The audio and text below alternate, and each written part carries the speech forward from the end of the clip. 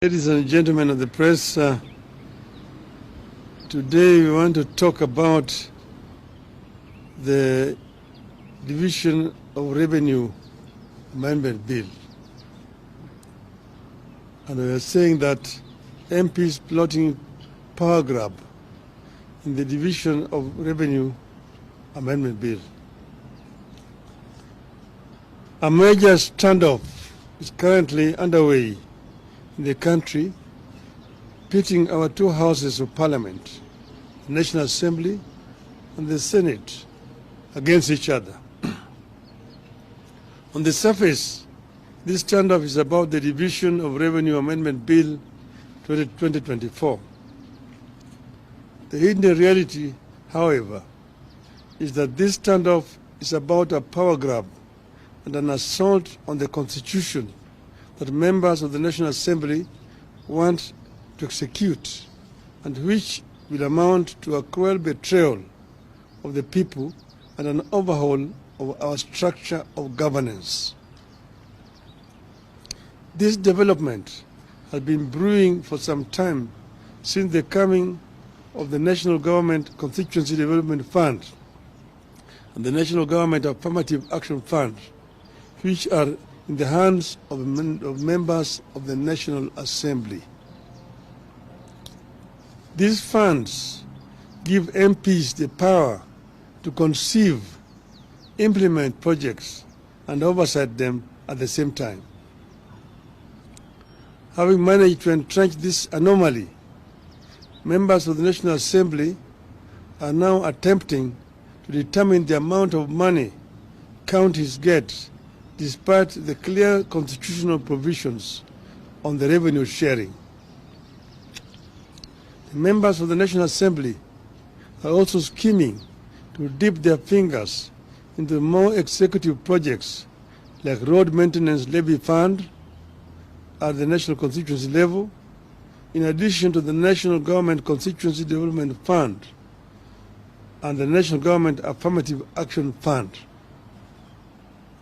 The Constitution assigns 3 roles to members of Parliament, and this is universal.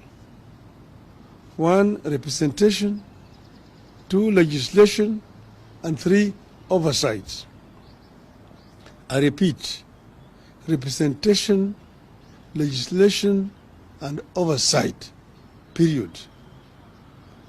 Execution or implementation of programs has never been and can never be the job of members of Parliament without creating a serious accountability crisis in our governance system to the detriment of us all.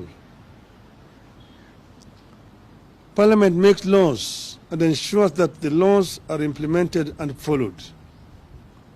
It is against this backdrop that I find the ongoing standoff between our two houses of Parliament over division of revenue extremely scary, unhelpful, and unnecessary.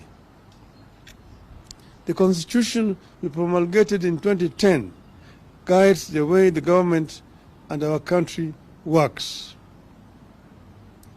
It divides the government into 3 parts, each with the power to keep the other parts under control. It further creates 2 levels of government: the national government and 47 county governments. The 3 parts you know: the executive, the legislature, and the judiciary. The 2 levels of government work in close consultation, as espoused in Article 6, subsection 2 of the Constitution, which states, and I quote, "The governments at the national and county levels are distinct and interdependent, and shall conduct their mutual relations on the basis of consultation and cooperation," unquote.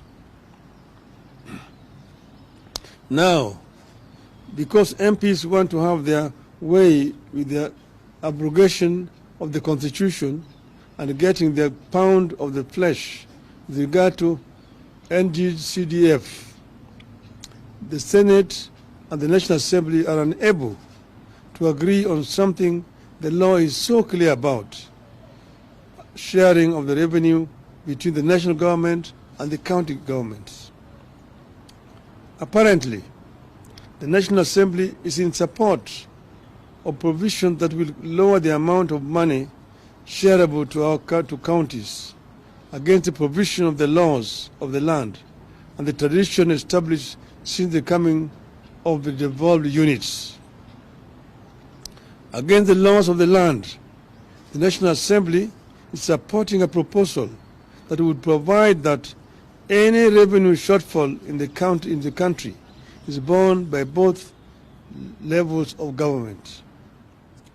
The result of this unhelpful and unnecessary deadlock is that the operations of the already strained devolved units are moving towards a standstill, with critical services in jeopardy. This unlikely and unhelpful fight over allocation of revenue to counties threatens a shutdown at the counties at a time Kenyans need the units to function optimally and help boost the country's increasingly fragile economy. The National Assembly is pushing for the proposed amendment to the Division of Revenue Act, in which they recommend a 380 billion allocation to counties, which stands in contrast to the 400 billion already stipulated in the Appropriations Act, which is currently in force. The National Assembly is going all out to reduce revenue allocation to counties in complete disregard of the Constitution and the recommendations of the Senate. This move is not only illegal and unconstitutional, it also sets an extremely dangerous precedent which, if allowed to stand, will lead to a slow but steady strangulation and eventual killing of counties. The National Assembly must get it very clear that revenue allocation to counties can only go up, not down, unless the intention is to kill devolution. The Senate had asked for 416 billion for counties for the year 2024-25. After negotiations, Senate settled on the figure of 400 billion, which is set out in the Division of Revenue Act 2024. The law is clear that counties get at least 15% of the national revenue, and 400 billion is 15% of the national revenue. Every 5 years, this country goes to elections, and all positions are available, from the president to governor to Senate to MPs and all the way to the members of county assemblies. People know the roles and responsibilities assigned to positions they choose to run for, and nobody should attempt to change the roles and responsibilities midway. It is urgent that both houses come together to allow the country governments get their rightful share of funds and discharge their responsibilities to the people of the country. The National Assembly must do the right thing and work with the Senate to get the correct amount of money to counties.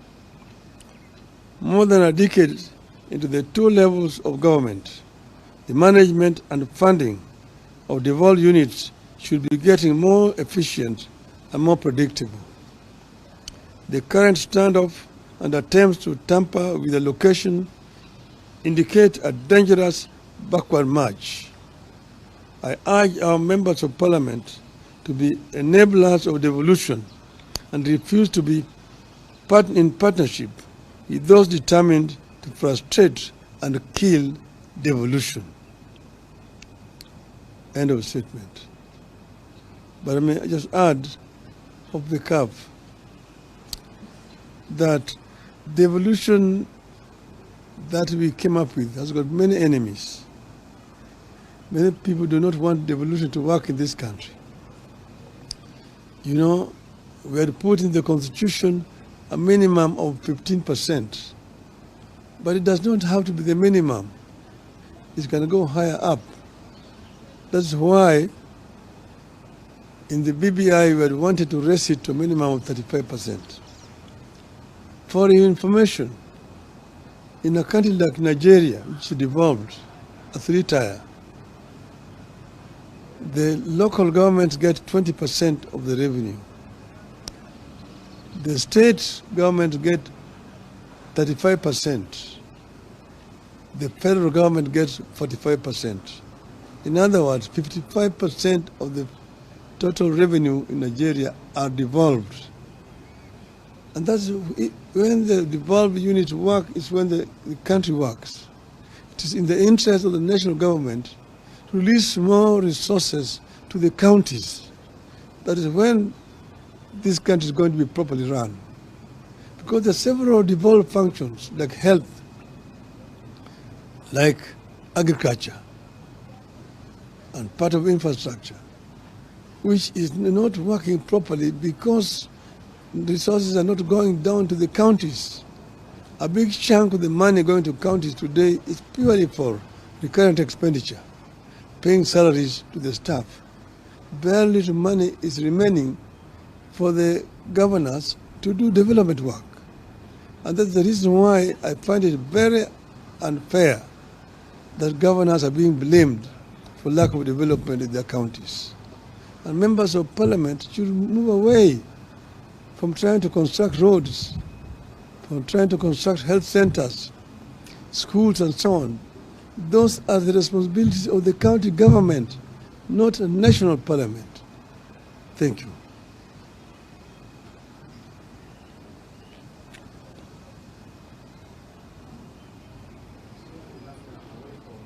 No, only this.